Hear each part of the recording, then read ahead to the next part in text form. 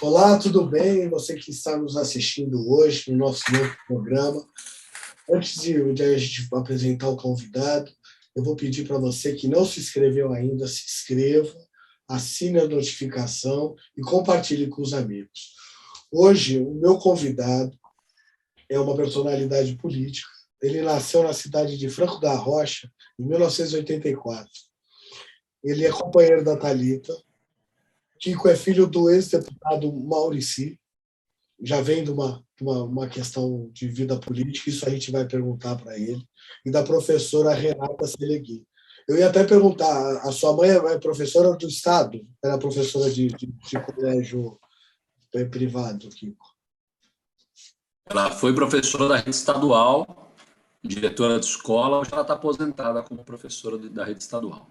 Isso é muito legal, mas a minha mãe também é professora, então a gente sabe como é a vida dos professores. Dedicou a vida toda ao serviço público. Sim. O Kiko, em 2004, saiu vereador, e foi o vereador mais jovem de Franco da Rocha. Em 2008, Kiko disputou a prefeitura, não teve vitória nessa questão, mas foi uma vitória política, porque em 2012 ele se elege a prefeito, e em 2016 ele faz a sua reeleição, com mais de 73% dos votos, né, Kiko? Sim. Foi, Renato, como você disse, é uma trajetória que eu comecei muito novo, né? Como você disse, meu pai já tinha sido prefeito aqui da cidade, depois ele acabou indo para uma outra empreitada, foi ser secretário de governo do Celso Daniel à época. Ele se afastou um pouco da cidade, mas foi o momento em que eu começo a militar no Partido dos Trabalhadores e fui candidato a vereador muito jovem. A primeira eleição que eu tinha idade para ser candidato, em 2004, eu tinha 19 anos e fui eleito. O que para mim foi uma escola muito intensa. Estava na universidade, estava exercendo o mandato de vereador. Foi um momento que, apesar de eu ter nascido e crescido aqui em Franco da Rocha, foi o momento na qual eu pude conhecer a cidade, tanto do aspecto legal, de visualização, das possibilidades, do orçamento, das dívidas, enfim, como também do conhecimento real, ou seja, percorrer cada bairro da cidade e rua para entender todos os seus aspectos de dificuldades e oportunidades. Então, eu fui vereador, fiz um mandato de oposição ao prefeito à época, que era um PSDB, um partido antagônico, enfim, e fui candidato a prefeito em 2008. Sabendo da tarefa difícil, eu tinha 24 anos, tinha um desafio que era fazer com que as pessoas acreditassem que era possível um menino de 24 anos ser prefeito da cidade, e também enfrentar um prefeito que era candidato na reeleição, né? Mas para mim foi um resultado muito bom. Eu fiquei em segundo colocado, fiz 1/3 dos votos da cidade naquele momento. Isso me enriqueceu do ponto de vista cultural e de conhecimento da cidade bastante, né? Eu passei um período fora, fui trabalhar com o deputado estadual à época, Vicente Cândido, que depois virou deputado federal. Portanto, eu percorri mais um estágio de conhecer de como é que as coisas se dão na política âmbito estadual, de conhecer os órgãos dos estados que são muito importantes Isso no te deu aspecto do uma planejamento urbano. Sim, te deu uma porque de conhecer a máquina estadual de um modo geral, né?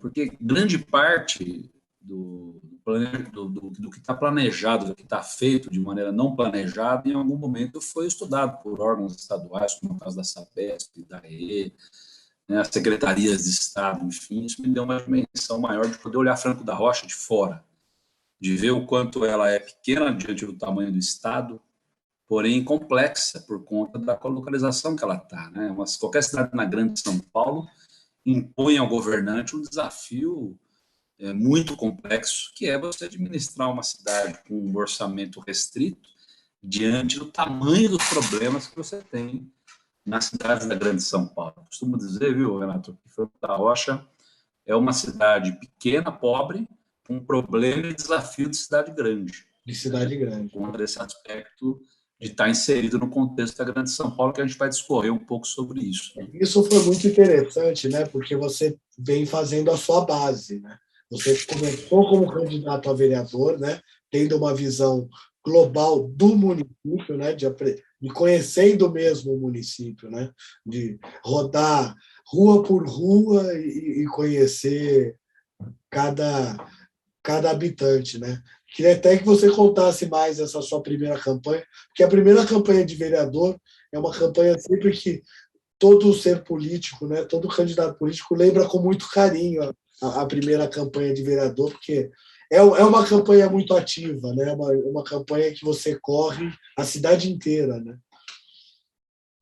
Para mim, ela foi um mix, porque, como disse, meu pai tinha sido prefeito, então é natural que você herde um patrimônio eleitoral construído por ele, obviamente, mas também tem uma cobrança muito grande, né? Imagina, Você não já pode o vem, filho do você já vem ex-prefeito. com peso, já vem com peso. A obrigação de ganhar a eleição, né?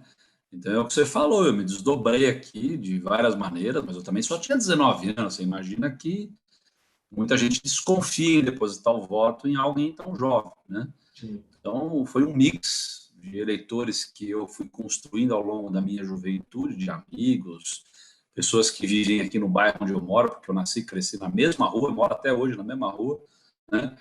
Com essa coisa da responsabilidade de herdar um patrimônio político e dar sequência a uma história importante que o PT tinha construído aqui em Franco da Rocha, né? Então, para mim, foi muito importante passar por esses estágios todos. Câmara, disputar uma eleição de prefeito e perder. Né? A gente fala, teve uma derrota eleitoral, mas politicamente foi muito importante. É. Né? Depois passar um estágio trabalhando com... Desculpa. Não, não, pode contar, contar. Depois passar um estágio trabalhando com o Vicente Cândido na Assembleia Legislativa, depois no Congresso Nacional, e aí em 2012 eu fui candidato a prefeito. Já não era reeleição, né? E eu tinha um recall da eleição anterior, comecei com uma, uma densidade eleitoral maior, num outro patamar, o que me deu a perspectiva de fazer uma eleição competitiva do começo ao fim.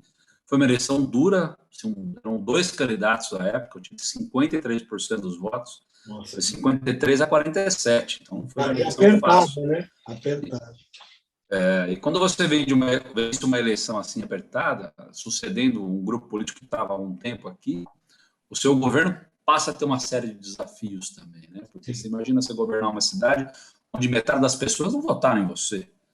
Então você tem que fazer um trabalho para garantir com que as pessoas que votarem e acreditarem em você vejam em você e nas suas ações uma maneira de que elas sejam contempladas para aquilo que ela esperava.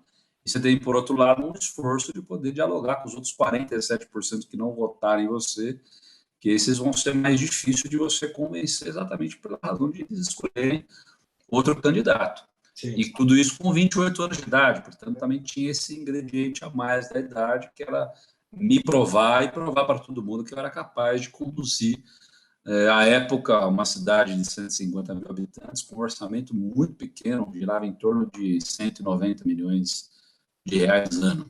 É porque Franco da Rocha Investir não em todas as áreas. Franco da Rocha, na parte de empresas, ela não tinha muitas empresas, né? Depois a gente vai chegar nessa questão que você acabou trazendo e aumentando esses projetos, né? Franco da Rocha era uma Sim, sim. cidade que ela, para quem está nos assistindo, Franco da Rocha ele tinha um hospital psiquiátrico, né? O hospital do penitenciário, e Do ela, Juquiri. e ela girava em torno disso, né? Eu gostaria até que você me contasse, porque você é da O cidade, né? processo Franco da Rocha tem, nós estamos na região norte da Grande São Paulo, né? Que é a região menos populosa e mais pobre, né? Nós temos aqui uma dificuldade, que nesse caso eu não vou nem dizer que é um problema, porque nesse caso foi uma vantagem que ajudou a não adensar muito a região, que é a Serra da Cantareira. Portanto, as pessoas, o processo de crescimento da Zona Norte de São Paulo, ela encontra esse obstáculo físico que fez com que não houvesse uma conurbação tão intensa quanto tem na Zona Leste, na região do ABC, aqui na região noroeste, com Tabuão, Osasco, Carapicuíba, enfim. Por outro lado, ela tem um processo mais retardado de desenvolvimento, vamos dizer assim, né? Então, nós estamos em 5 cidades, essas 5 aqui, que é Francisco Morato, Franco da Rocha, Caieiras, Mariporã e Cajamar, tem um consórcio. A maior cidade, que é Francisco Morato, é a mais pobre. E a menor cidade, que é Cajamar, é a mais rica. Portanto, isso nos coloca um outro tipo de desafio e implicações, porque entre nós 5 aqui, você tem essa dificuldade por conta das características entre pobreza e tamanho, e riqueza, obviamente, que impede que exista uma cidade que exerça uma liderança natural aqui na região. Né? Por exemplo, quando você vai lá para Rio Preto, ou mesmo na região do Grande ABC, aqui na região de Osasco, em geral, você tem uma cidade grande polo, que é a que mais emprega, que lidera o processo político, que cobra, no ponto de vista da história das autoridades federais e estaduais, investimentos estruturantes naquela região. Então, a gente sofre muito com isso. Né? É a cidade que menos tem equipamento público na área de saúde, as cidades que têm menos equipamentos públicos na área de educação. Foi a última região a receber uma instituição pública de ensino superior, inclusive recebeu no nosso governo. Né? São as cidades que menos o Estado investe em combate às enchentes. É a região da Grande São Paulo que tem a menor taxa de tratamento e coleta de esgoto. Portanto, tem essas implicações de uma região que está num conglomerado mais rico do país, portanto, numa das porções mais pobres aí, e problemas, como que eu disse aqui, problemas de cidade grande, que as questões relacionadas à segurança pública, transporte metropolitano, são iguais aqui como são em todas as outras cidades da Grande São Paulo, só que com menos dinheiro, menos representação política e menos capacidade de organização e liderança para poder articular aqui as cidades e cobrar aí dos órgãos estaduais e federais para resolver. E ela vem depois do círculo, já vem o interior, né? Ela é quase a porta do interior, né? Porque depois já vem Jundiaí, vem Campinas, então ela faz o ciclo perto do interior, né? A questão econômica. Então, aí o vetor de crescimento acaba sendo a estrada de ferro, né? Santos Jundiaí. Aí você tem esse advento da Serra da Cantareira entre São Paulo e a região, e você tem um outro obstáculo físico, que é a Serra de Botujuru, aqui, que fica em Francisco Morato e Campo Limpo, que faz com que nós fiquemos um pouco de costas para a região de Jundiaí, que é uma região rica, mas também acaba tendo vida própria. Então, o nosso desafio aqui, viu, Renato, além de gerir a cidade de Franco da Rocha, foi tentar encontrar aqui uma maneira de articular os prefeitos e prefeitas aqui da região para combinar ações em conjunto, né? Para Que a virar gente um bloco pudesse único, ser né? isso, e partilhar soluções. Hoje tem soluções aí de aspecto ambiental, de saneamento básico, que você não tem como fazer de maneira isolada, né? O Rio não respeita o limite da cidade, as pessoas circulando no transporte não respeitam, a criminalidade também não, portanto, isso nos impõe essa dificuldade. Mas Franco da Rocha, ela tem o seu primeiro núcleo populacional lá em 1850 e qualquer coisa, não me lembro a data exata, não é 50, acho que é 70, nos anos 70 do século XIX, a instalação da estação de ferro aqui da cidade, da estação de trens da linha de ferro da Santos Jundiaí, da São Paulo Railway, que é mais conhecida aí. Em função disso, lá no final do século XIX, o Dr. Franco da Rocha, que era um médico que trabalhava na capital, saiu com a tarefa de poder implantar um hospital para o tratamento do doente mental daquela época, que não tinha nada. Família que tinha um irmão, um filho, um tio, algum parente com doença mental, naquela época escondia no porão. Né? Ou seja, não tinha tratamento, não tinha convivência, infelizmente. Então, naquele momento, tinha um tratamento revolucionário, que era discutido no mundo, inclusive, e aqui em São Paulo foi a primeira experiência de montar uma colônia agrícola, que naquele momento era muito distante de São Paulo, estamos falando em 1890, 1880. Era uma viagem. E foi escolhida áreas aqui. Era uma viagem. Era uma viagem. Então era longe, porém não muito por conta da estação de trem, né? E aí o Dr. Franco da Rocha, que depois foi o primeiro diretor do hospital e hoje dá o nome à cidade, montou essa colônia agrícola, que chegou a ter, na década de 60, mais de 16 mil pacientes. E, obviamente, que o desenvolvimento da cidade girou muito em função disso, porque a hora que você monta uma instituição desse tamanho, você atrai trabalhadores. No começo, tem uma migração aqui do sul de Minas, interior de São Paulo, para trabalhar no Juqueri, e a partir disso fez com que o núcleo habitacional da cidade, no entorno da estação de trem, fosse crescendo com essa perspectiva de geração de renda a partir de uma instituição pública, né? E foi assim, viu, Renato, até final do século passado, ou seja, Franco da Rocha tem a sua primeiro núcleo industrial criado pelo governo do estado em 74, uma lei estadual cedeu um pedaço da colônia do Juqueri para fazer a implantação de um parque industrial, mas que foi efetivamente consolidada no final da década de 80, começo da década de 90. É muito A gente ainda tem um polo industrial. muito A gente tem um polo industrial pequeno, Sim. né, que não, obviamente não consegue prover emprego para toda a necessidade da população, na área de plástico, no ramo químico, um pouco de metalurgia, mas o nosso grande foco de emprego, obviamente, é São Paulo, né? Então, você tem uma cidade que cresce desorganizadamente, em função de um investimento público, sem um plano de desenvolvimento econômico, com indústria, com comércio, coisa do tipo.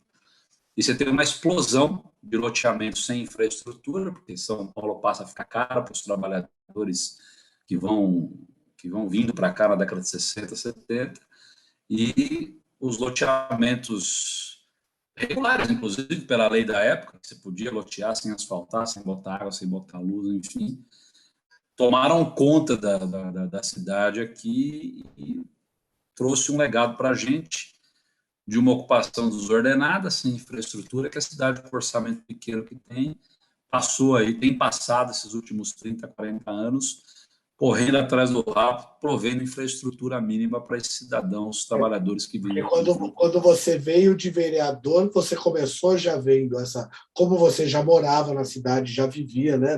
Mas você via que o sonho depois de ser prefeito era vir para estruturar uma nova cidade, né? Para trabalhar na modernidade de Franco da Rocha, que foi os 2 mandatos que você fez. Eu sou fruto dessa história que eu te relatei, ou seja, meus avós vieram para cá, lá no começo do século XX, para trabalhar no Juqueri, tanto por parte de pai como por parte de mãe. Olha só. Né?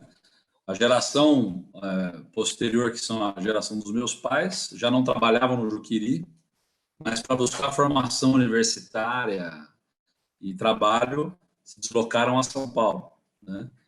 E eu já estou nessa terceira geração, que não tem mais possibilidade de emprego no Juqueri, porque ele foi definhando ao longo do tempo. Eu vou te contar um segredo, que eu trabalhei por 2 semanas lá fazendo estágio.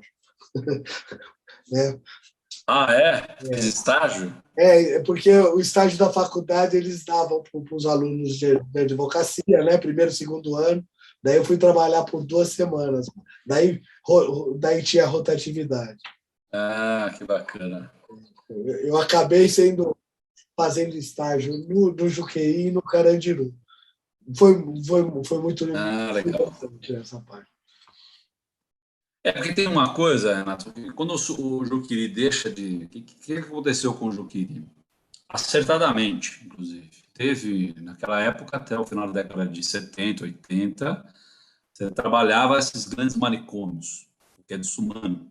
Tem filmes, livros, ensaios, enfim, matérias falando sobre o grau de desumanidade que eram esses grandes manicômios, inclusive com relação a instrumento político usado por alguns estados fascistas, governos fascistas, que se livravam dos seus adversários internando eles em hospícios. Se o sujeito não tinha nenhum distúrbio mental, passava a ter, a partir do tratamento de eletrochoque, um monte de medicamentos, coisa do tipo.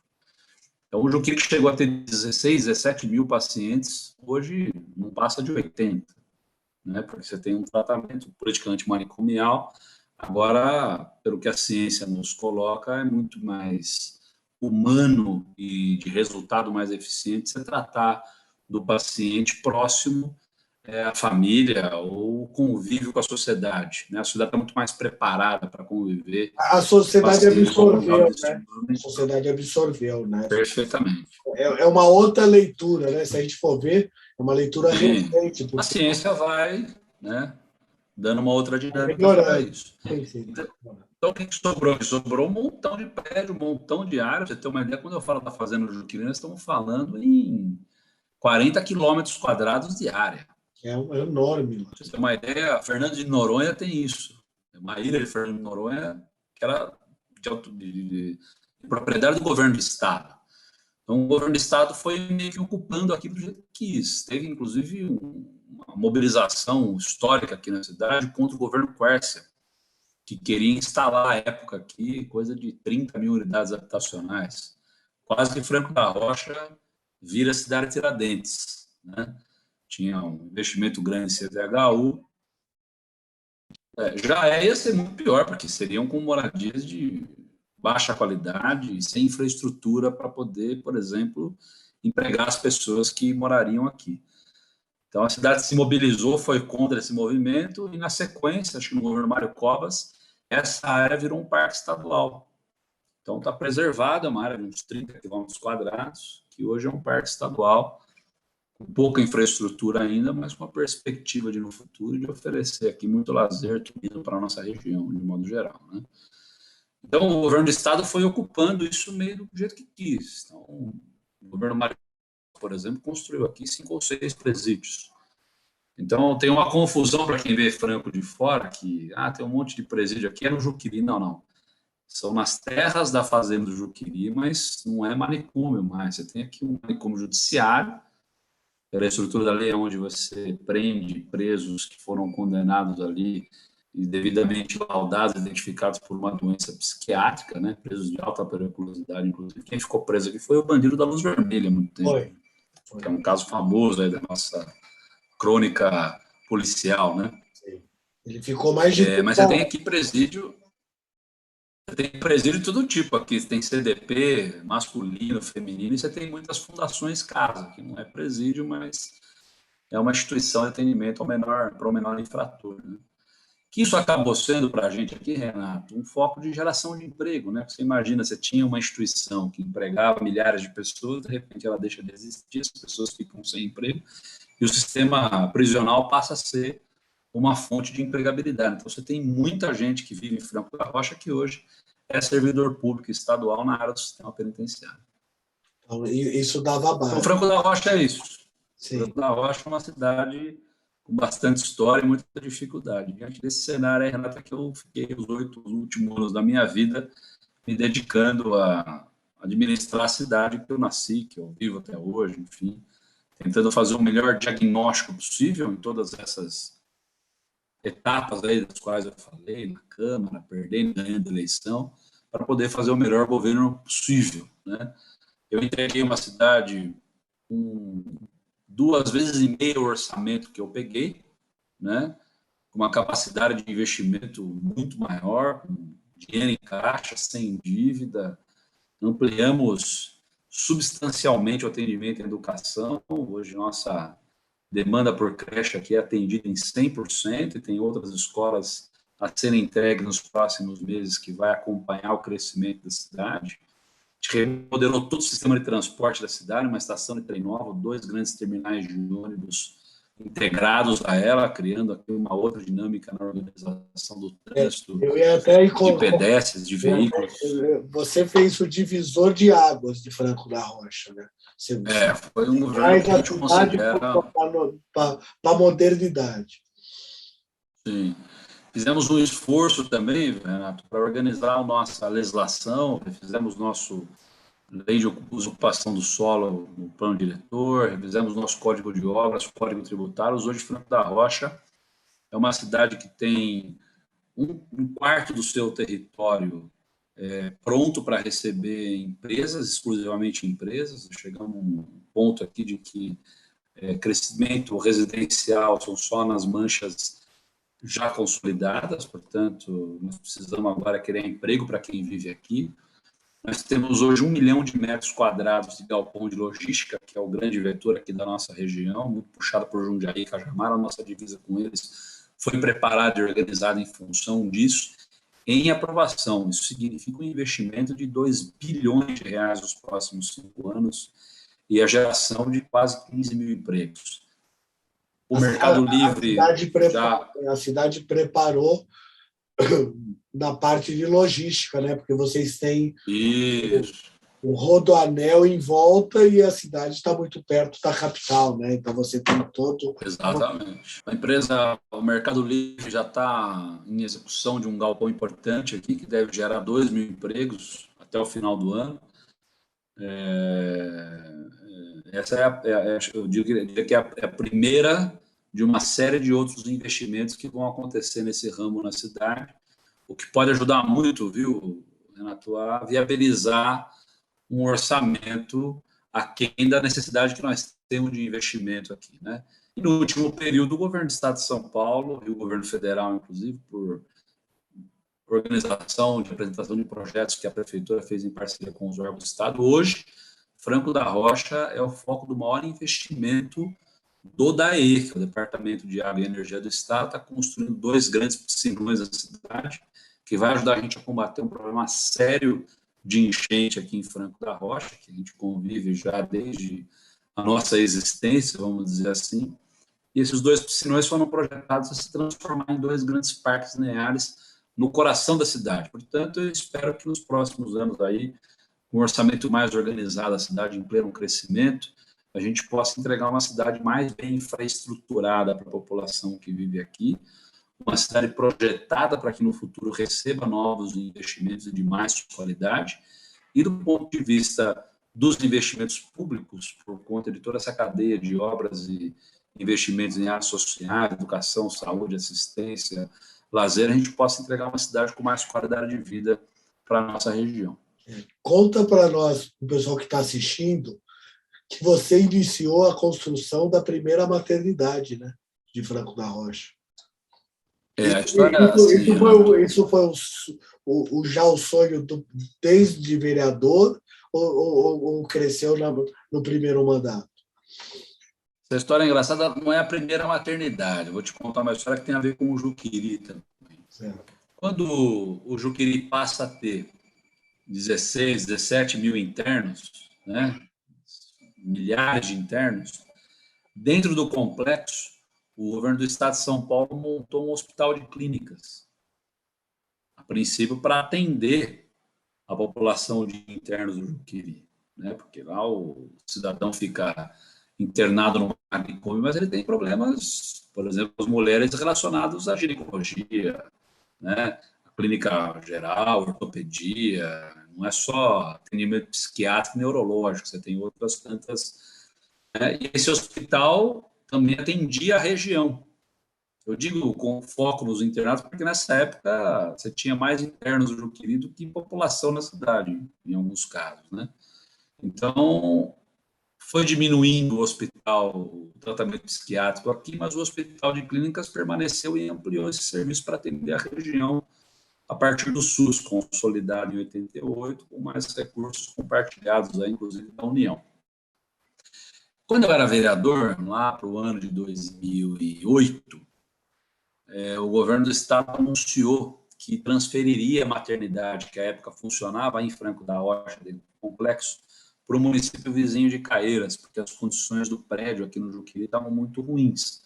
Portanto, ao invés de reformar o prédio onde já funcionava a maternidade, o Estado fez um convênio com a Prefeitura de Caieiras que ofereceu um prédio novo para poder instalar a maternidade lá.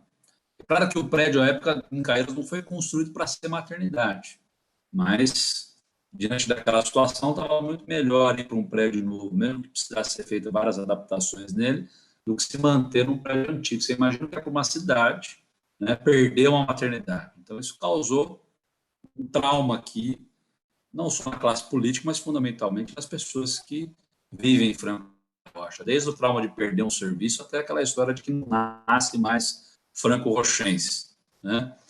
O que nós fizemos foi que provocamos a região e o governo do Estado a fazer uma discussão no aspecto regional do atendimento público de saúde, daquilo que seria melhor para a região. E anos depois, quando eu me tornei prefeito, lá no começo do segundo mandato, a maternidade em Caieiras, que, vou voltar lá atrás, não foi construída para ser uma maternidade, já estava no limite do seu atendimento, e isso, obviamente, já impactando na qualidade do atendimento dado à população lá. Portanto, nós propusemos aqui no Colegiado Regional da Prefeitura de Franco da Rocha construir uma maternidade, aí sim, com um projeto específico para isso e contando, por exemplo, com serviços que a gente não tem em Caieiras, parto humanizado, banco de leite, ou seja, e com uma capacidade maior que seja capaz de atender não só Franco da Rocha, mas também o município de Mariporã, Caieiras e aí num pedaço de Francisco Morato, reorganizando o nosso sistema. Então, a gente topou a empreitada de fazer um investimento da ordem de 17 milhões para construir um prédio como esse, dinheiro do caixa da prefeitura. É o maior investimento público da história da prefeitura de Franco da Rocha e deve ser entregue agora no final do ano uma maternidade que não vai ser só municipal, vai ser regional. Talvez esse seja um dos grandes feitos aí do nosso trabalho. Essa é a obra que te deixa mais, né? Nessa parte te deixa mais emocionado, né? De trazer sim. o hospital. Né? A cidade estava perdendo a maternidade, né? Estava perdendo o hospital, Perdeu. E daí conseguiu recuperar, né? E você construiu o UPA também, né? Você na época de prefeito você também construiu uma UPA em Franco da Rocha, né? Quando a gente assumiu a prefeitura aqui, o sistema de saúde era um caos. O espaço que era referência para o atendimento chamava-se na boca popular aqui de Praça da Morte. Era real, as pessoas, se você tinha lá um ente que estava internado, se você não levasse comida, ele não comia no leito hospitalar. Era uma situação muito precária. É aquela lá que... Então, nós reorganizamos. Para quem está assistindo, é legal a gente contar essa realidade, né? Porque acaba mostrando a realidade que nós temos ainda muito trabalho a ser feito, e o trabalho é que nem um tijolinho, né? Vai se colocando e vai ser, claro, que vai sendo feito. Para você ter uma ideia, a grande parte da reclamação das pessoas é que elas tinham que dividir o espaço dentro do equipamento de saúde com um cachorro. Nada contra os cachorros, né? Mas não tinha controle de acesso, entrava e saía quem quisesse. Essa instituição também atendia todo o sistema prisional, portanto, o cidadão que está preso lá, quando ele precisa ser atendido, ele saía da unidade, passava na frente, enfim, era um colapso geral. Até por conta disso que acho que a população estava tão cansada que resolveu eleger lá um moleque com 18 anos, com 28 anos, né? Então, o desafio na área da saúde foi muito grande. Quando a gente assumiu a prefeitura, a gente fez esforços em dois aspectos aqui. Primeiro, de tentar melhorar urgentemente aquilo que já estava consolidado. Então, contratamos um médico, fizemos uma gestão em parceria com uma fundação pública de direito privado do ABC, que tinha uma experiência, que é a Fundação ABC, criamos uma série de protocolos. Na época, o Alexandre Padilha era o ministro da Saúde, a gente conseguiu colocar Franco da Rocha em várias fontes de financiamento do Ministério, melhorando o nosso orçamento e, obviamente, em contrapartida, adotando uma série de serviços que a gente não oferecia para a população aqui da cidade, né? E nós pegamos um terreno que funcionava uma garagem de caminhão e máquina da prefeitura, colocamos ele para baixo, reformamos um outro prédio que a gente tinha feito uma reintegração de posse de um privado que explorava um prédio por muito tempo lá. Levamos a Secretaria de Obras para lá, melhoramos a capacidade da prefeitura em fazer projetos, em melhorar o seu setor de engenharia e infraestrutura, e construímos nesse antigo galpão uma UPA 24 horas. Daí a gente conseguiu organizar por geral o sistema de saúde aqui. Para além disso, nós reformamos todas as unidades básicas e ampliamos que estavam na cidade e construímos 6 novas UBSs. Para você ter uma ideia, o Programa de Saúde da Família são aqueles grupos com médico, enfermeiro, auxiliar de enfermagem, dentista e agente comunitário que visita as famílias e faz um controle sobre saúde preventiva na região. Quando eu assumi a prefeitura, atendia 8% da população. Hoje nós atendemos 90% da população com o Programa de Saúde da Família. Então, teve uma mudança substancial, tanto é que o prefeito Nivaldo, agora que assumiu no meu lugar, que era meu vice-prefeito, acabou de receber um prêmio do governo do estado por redução da mortalidade infantil, que tem muito a ver, obviamente, com essa situação da ampliação do atendimento de atenção básica, né, que é acompanhar a parturiente, os níveis ali durante a gravidez, para que a criança possa ter o melhor cuidado possível na hora do parto e garantir uma mortalidade mínima aí ao longo dos primeiros anos de vida. Então, a saúde foi um grande desafio, não é só um prédio, foi todo um complexo de coisas. Tanto é que em 2018 nós criamos, por força de lei, uma fundação pública de direito privado de propriedade da cidade, que hoje faz a gestão dos nossos serviços. E com relação à população privada de liberdade, Renato, a gente fez uma parceria com o Estado e conseguimos que eles reparassem conosco uma dívida antiga, que é financiar o atendimento de saúde dentro dos presídios. Então, hoje, o governo do Estado nos repassa recursos e a gente monta aqui para atender a população privada de liberdade dentro da instituição prisional. E isso é muito importante porque, por exemplo, Franco da Rocha tinha um índice de tuberculose 4 vezes acima da média nacional. Nossa. Isso muito relacionado à população privada de liberdade, que na hora do censo ela é contabilizada aqui em Franco da Rocha, né? Por conta das condições, obviamente, sanitárias, que é ficar lá dentro do presídio. Nós sabemos que isso muitas vezes fica numa cela. O IDH de Franco, então, era lá embaixo, né? Era um número muito... Exatamente. Então, a gente monta a equipe. Então, isso é importante, porque você vai diminuindo, por exemplo, doenças infecto-contagiosas, DSTs, coisas do tipo, porque o cidadão privado de liberdade ele não está isolado do mundo, ele recebe visita, contamina os parentes, ou seja, você tem ali uma disseminação de doenças que, se a gente não cuidar, a gente está deixando de cuidar da sociedade que está aqui fora, né? Para além disso, essas equipes garantiam, muitas vezes, uma economia do Estado e uma diminuição no risco das pessoas para evitar e tirar o preso lá de dentro da instituição prisional para ser atendido no serviço público externo aqui fora, né? Porque você imagina, toda vez que o preso tem que ser atendido fora da cadeia, você cria ali uma logística de segurança, um risco do preso ter um tipo de resgate dentro de uma instituição, tem criança, um monte de gente, imagina um tiroteio dentro de uma unidade de atendimento público de saúde, a tragédia que seria uma situação como essa.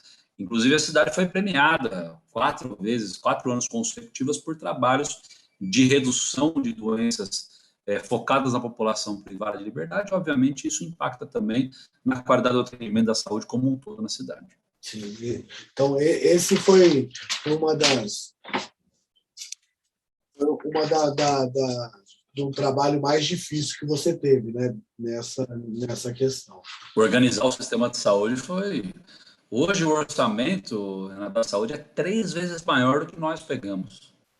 Então, acho que tem muito mais serviços do que nós tínhamos. Franco da Rocha ficou muito mais estruturada mesmo com a pandemia, né? Graças a esse trabalho, mesmo vindo a pandemia no ano passado e nesse ano, Franco da Rocha teve muito mais estrutura, né?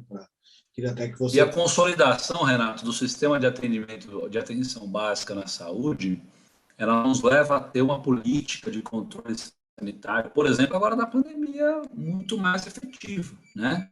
Então, a gente consegue vacinar com muito mais eficiência, a gente consegue identificar os doentes crônicos com muito mais eficiência. Eu não sei se você se lembra, em 2018, por exemplo, nós tivemos uma crise de febre amarela, o epicentro aqui na zona norte de São Paulo e Mariporã, por conta da questão da região de mato. Franco da Rocha também foi afetada. Eu me lembro que, na época, nós organizamos aqui um mutirão de vacinação em Tenda Vacina, e em 2 semanas nós vacinamos 100% da nossa população. Portanto, a política de atenção básica ela tem um efeito no longo prazo, que são frutos que, obviamente, esse novo governo e os próximos vão colher, que é a qualidade desse serviço prestado à nossa comunidade, que não trata só da construção de prédios e equipamentos, mas sim do investimento nos profissionais e a garantia de uma política de Estado e não de governo que perdure por mais tempo, para além dos limites de um determinado governo. Não, isso é tão legal a gente mostrar, né? Porque o dia a dia é tão corrido que você vai apagando um fogo aqui, vai fazendo outra, você nem volta, né? Porque não dá nem para a gente parar e falar assim, não, eu construí. Não, já foi um projeto, já vai para outro, né? A gente não consegue. Eu queria que você contasse que você também pensou na área turística de Franco da Rocha e você fez uma fundação de um museu, né? Uma construção do museu. Queria que contasse, o pessoal que está assistindo, mais sobre esse museu. Franco da Rocha, Renato, mais uma vez voltar para o Juqueri, né? Sim. Já foi um grande empregador, muitas pessoas ficaram internadas lá. Hoje ele deixou de ser um grande empregador, mas você tem lá um conjunto arquitetônico que sobrou disso tudo, né? E quem projetou foi o escritor do Ramos de Azevedo, que é um dos mais famosos arquitetos do nosso país, né? Então, são prédios muito bacanas, né, que eram usados para o atendimento público de saúde, que hoje tem um plano diretor desenvolvido pela própria instituição, que está focado, obviamente, em manter alguns serviços na área de saúde, de organização da saúde regional. Tem lá um hospital estadual, você tem lá um CAISM, que é um atendimento de urgência e emergência na área de psiquiatria, enfim. Mas tem um plano diretor focado basicamente em destinar áreas e prédios para a área de equipamentos de turismo, de lazer, de cultura e educação. Nós tivemos aqui em 2012 uma visita do então ministro da Educação, 2011, se não me engano, Fernando Haddad. Tinha um processo de ampliação dos institutos federais, das universidades públicas. Nós trouxemos para visitar aqui o conjunto arquitetônico, para conhecer toda a história e a possibilidade de trazer para cá uma universidade federal à época. Lembrando que esse conjunto todo está a 500 metros de uma estação de trem que está conectada em toda a rede da CPTM, de trens urbanos aqui da nossa grande São Paulo, que facilita o acesso não só para quem é aqui da região, mas para toda a norte, noroeste, São Paulo, Jundiaí, enfim. São Paulo está muito bem localizado nesse aspecto. Então, um pedaço disso a gente está absorvendo, obviamente, de maneira responsável, dentro daquilo que cabe no orçamento da prefeitura, espaços para que a gente possa reformar e ir, aos poucos, integrando ao convívio da população.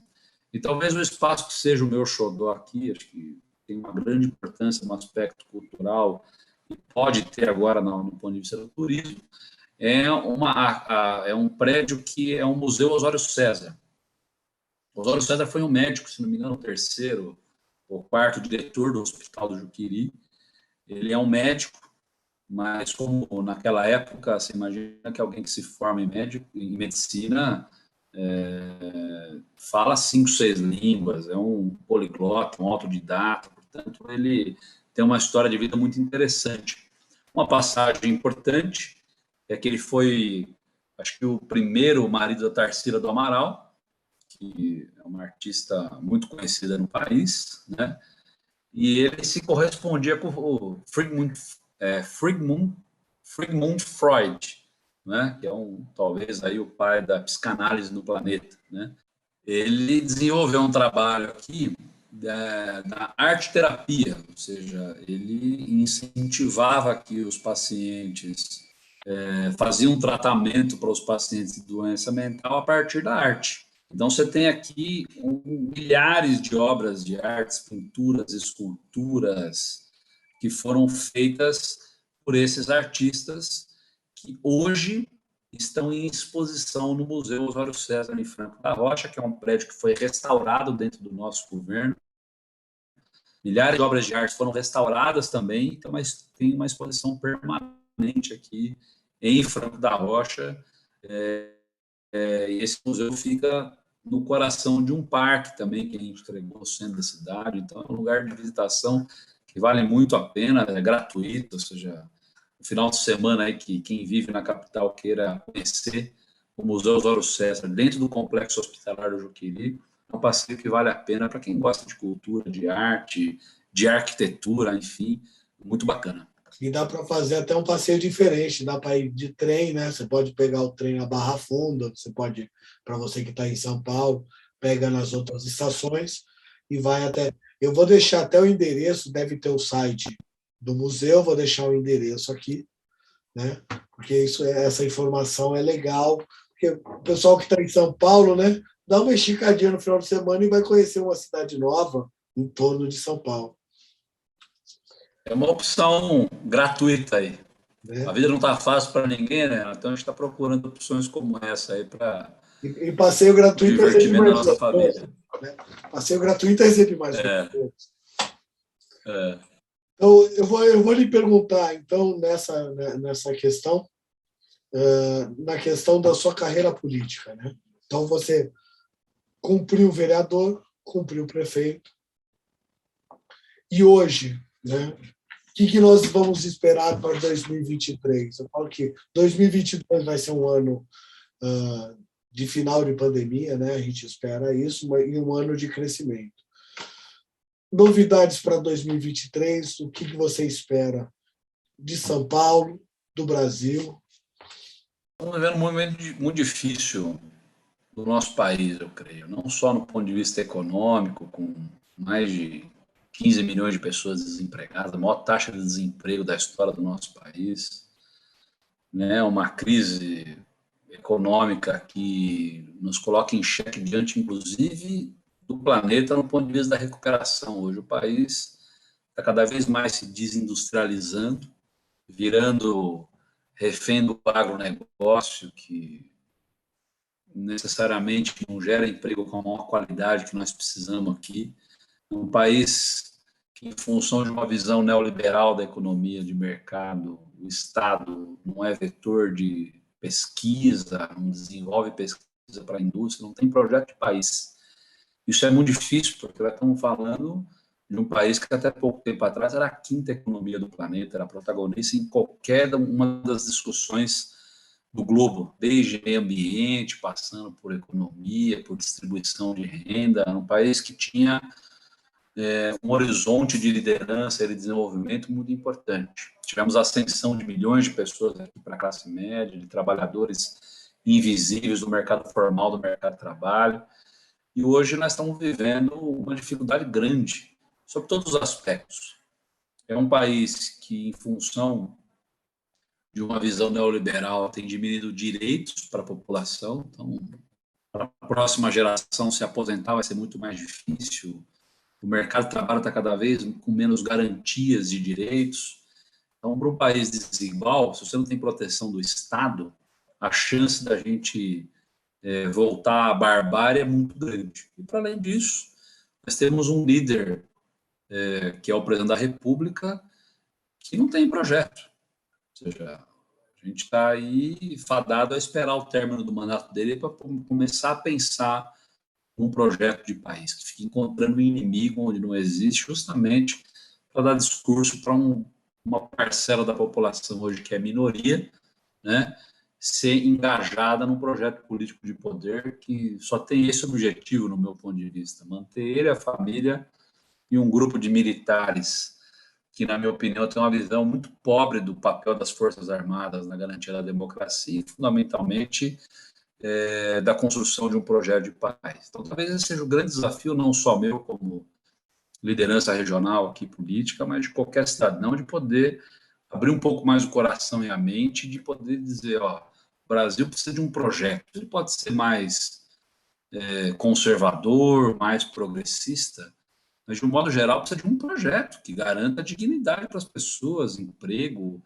estabilidade econômica para que as empresas possam investir no longo prazo, precisa impor uma dinâmica diferente com relação ao judiciário, respeito a contratos, para que o investidor se sinta seguro, porque dinheiro, Renato, no mundo não falta. Não. A questão é que o cara que tem um dinheiro no exterior, no mundo nunca foi tão rico como é hoje.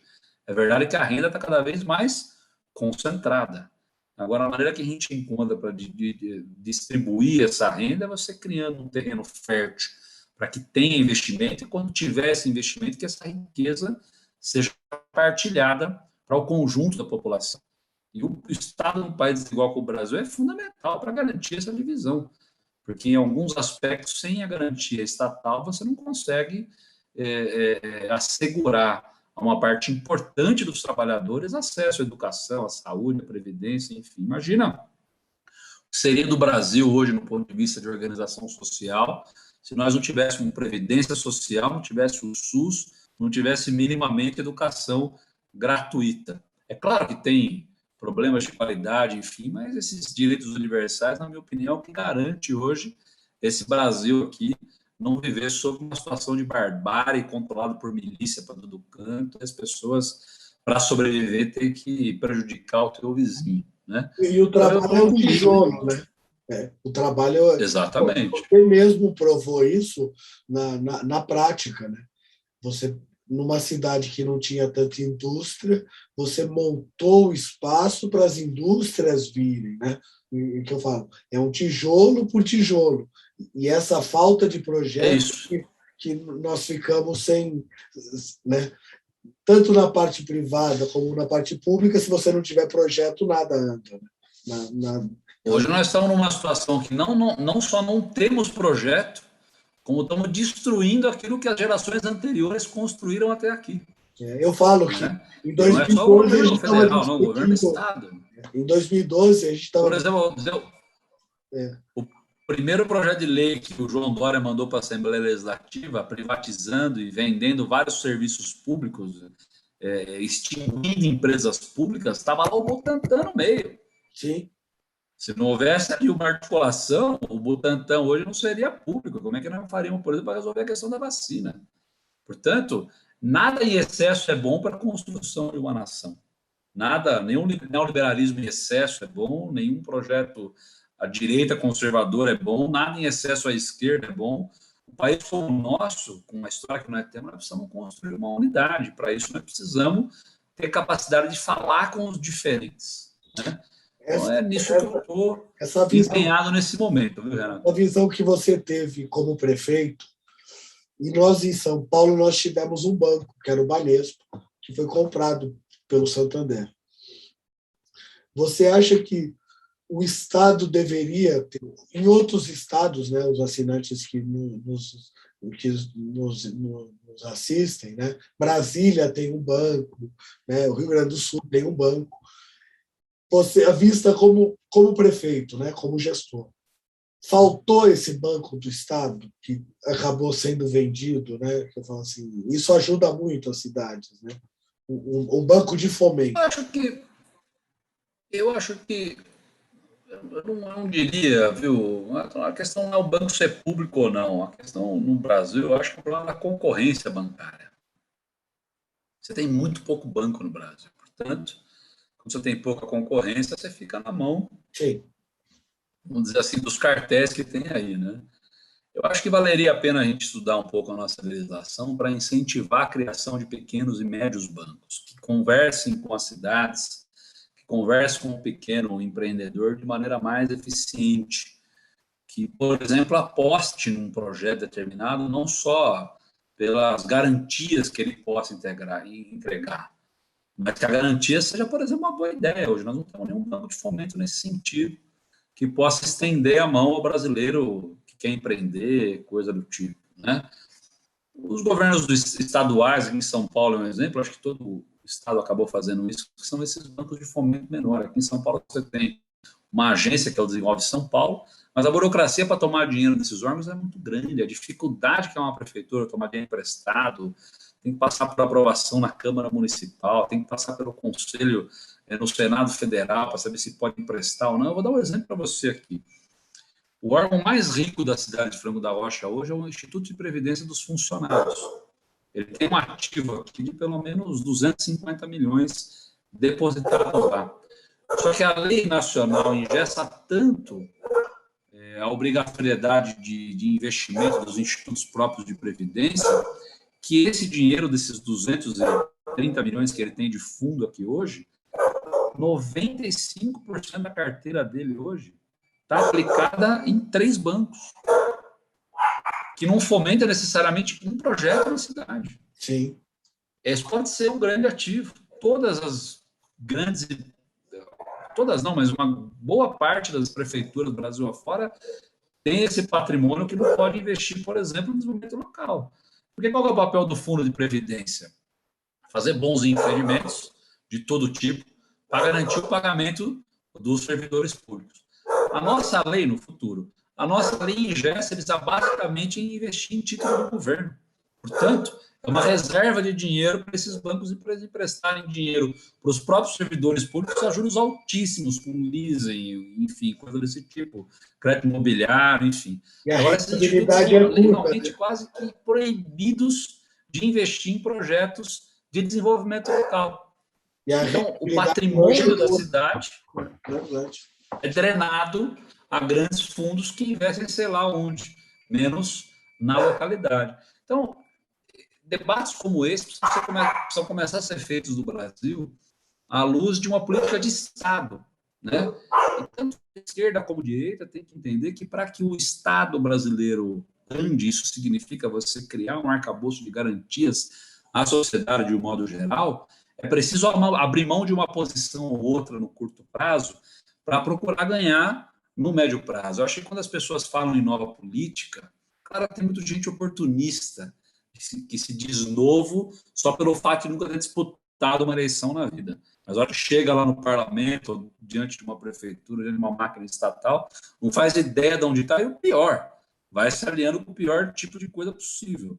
Quero fazer um parênteses aqui com relação a esse governo. O presidente foi dizendo que era o novo, né? Olha o nível que chegou essa negociação de vacina.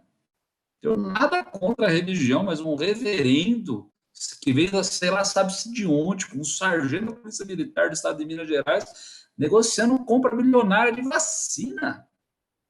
Está muito baixa essa qualidade, e a hora que você percebe, isso está empesteado no Brasil inteiro. Então, o meu esforço agora, Renata, é tentar discutir essas questões todas. Eu tenho um pouco de experiência de coisas que eu já consegui pôr em prática aqui. Tenho visitado muitas cidades nesse sentido, conversado com muita gente nesse sentido, de que o Brasil precisa de um projeto novo, né? Um Inclusive no projeto, compromisso da esquerda. precisa de um projeto. Isso, se a esquerda voltar ao poder agora, a partir de 2023, Renato, vai pegar um país muito diferente do que pegou lá em 2003. Sim. Né? E tem que se adaptar a essa realidade, porque se for eleito, é esse o caminho que a gente trabalha, o caminho da democracia, da eleição. Nós não estamos falando em rompimento institucional, em revolução ou golpe, nós estamos falando aqui dentro das regras do jogo. Nós vamos ter um esforço muito grande de pactuar uma maioria. E já vamos pegar uma economia muito diferente, né? Porque hoje a nossa moeda Claro. não vale o que ela valia em 2003. Sim.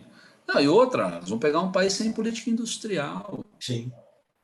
Esse é o problema mais grave. Nós tínhamos política industrial, nós tínhamos política de inteligência na área de óleo e gás, isso tudo foi destruído. Nós tínhamos empresas brasileiras que faziam obras de infraestrutura no mundo inteiro. Sim. Esses dias eu conversei com um empresário, é impressionante, um sujeito que emprega 4 mil pessoas, acreditando mesmo que o Lula deu dinheiro para Cuba. Quando o governo fez naquela época, foi uma política de expandir as empresas nacionais para o mercado mundial, que gera dividendo para o Brasil, que fortalece a economia, que nos fortalece, como foi os americanos fizeram no pós-guerra, no mundo inteiro, em particular na Europa. Ah, mas roubaram, aí é uma outra questão. Né?